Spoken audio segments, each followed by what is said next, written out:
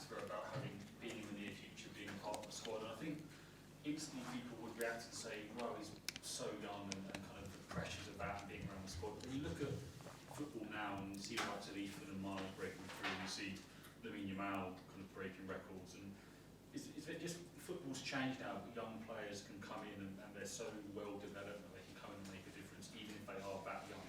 I think to give a generic answer is very difficult. I think there are cases, there are not that many. You mentioned 3 in Europe, we have 2.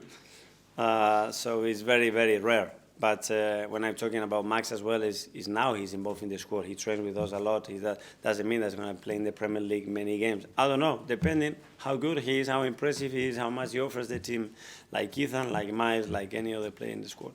Do you think he could be that special case, like Ethan and Miles, or even? I think he's in the right pathway, and I think everybody at the academy is on an incredible job to constantly, protect him, inspire him, challenge him, keep him always up and at the levels that he could produce, and he's doing really well. I think he's doing the right steps, and take it slowly. I think he will dictate how fast we go.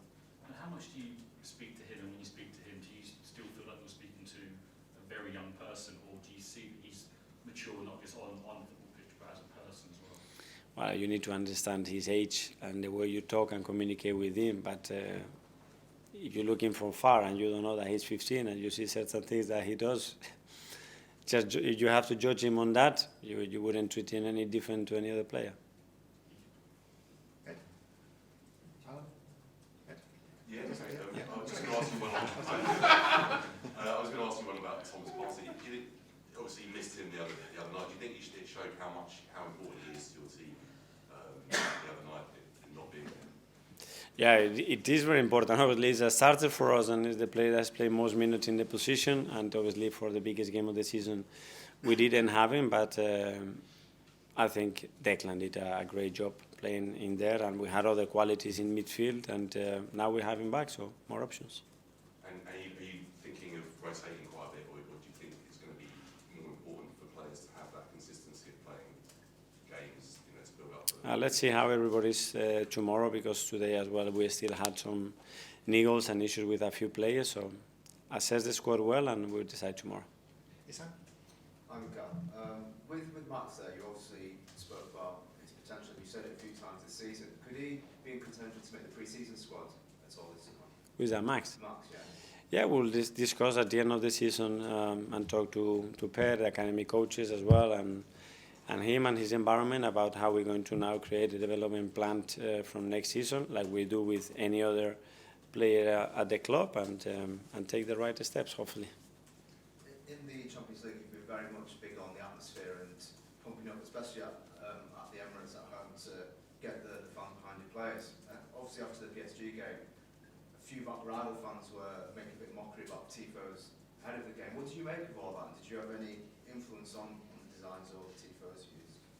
No, I just try to focus on and do everything that I can from my side, whether it is with the club or myself, to try to promote the best possible behaviours, atmosphere, energy, to give the best support to the players, because that would mean the best chance to win the game and perform. Apart from that, there's nothing to do with me.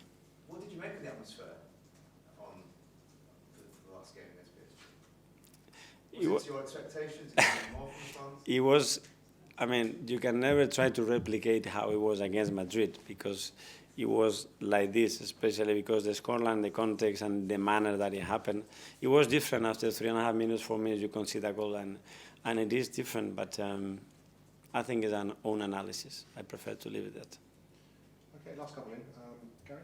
Actually, Mikel, you said it a couple of times this season about with Miles and Ethan coming through, it sort of maybe shaped what you do in the transfer window and your thinking generally, and now you've got Max coming into that equation. What's the balance in that between bringing them through and then winning trophies? Because you obviously here at a time when Arsenal would bring kids through, and the criticism was the kids couldn't deliver the trophies, but experienced players were. So what's your balance in that as a manager to kind of get that? That you're never going to get it right unless you bring academy players and win trophies. If you don't do those two things at the same time, you're never going to win. If you win something, but you don't have academy players, you spend a lot of money. If you are academy players and you don't win, you have to spend the money because academy players are not good enough. So both things together, we are in business.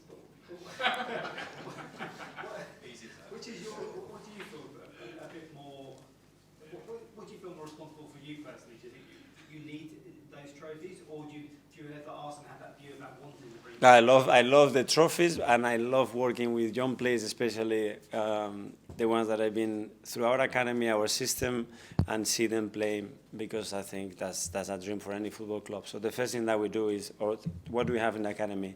Can we look at them? Can we promote them? Can we make them the lead players that we're going to need to win trophies? Do they have this mentality?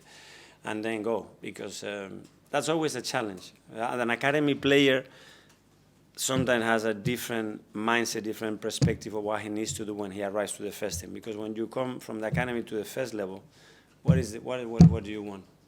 Oh, now I want to get set in the first team, go into that dressing room. Once you're in the dressing room, can I play a little bit? Once you play a little bit, can I be a starter now?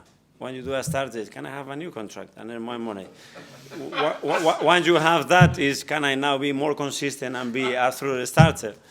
And throughout that period, is 3, 4, 5 years, are you thinking about winning football matches and actually winning trophies, or are you thinking about your own steps? That's the very important mindset to go with the question that you mentioned before. Academy players that want to win, not to raise themselves or develop themselves, to win for the club. That's what you're saying on that is because when you see some of these young players come through, they go like that, and then suddenly there's a bit of a plateau, or they go down because they don't get that consistency. But it's hard for them in the second season, Sidra. So someone like Miles or Ethan, what's the process for you to kind of help them? Because actually their challenge is going to come next year, not this year. Yeah. Well, this year as well, there are. But I mean, and the career of any football player normally is not linear up, Even if we get buy the best talent in Portugal for 50, 60 million, he comes here, maybe has 3 wonderful months, and then he has a drop or 2 or 3 months, and then and that's part of the game. Thank you. Yeah. And finally, John. You mentioned earlier on that the most important thing, the number one thing, was not getting players sent off, having 11 players, as opposed to the injuries. Why did you put that as number one? Sorry, then I didn't explain myself well. I said 2 things, 2 ingredients. Play with 11 players and have high availability of the squad, and especially the top players that win you matches, both together. Okay. Yeah. Has number one, the first one, the red cards, has that been sorted out, do you think? It seems to be. I hope that, well, it's been because the rules at the beginning of the season, when we were punished, and after 15 games were very different. So they resolved them.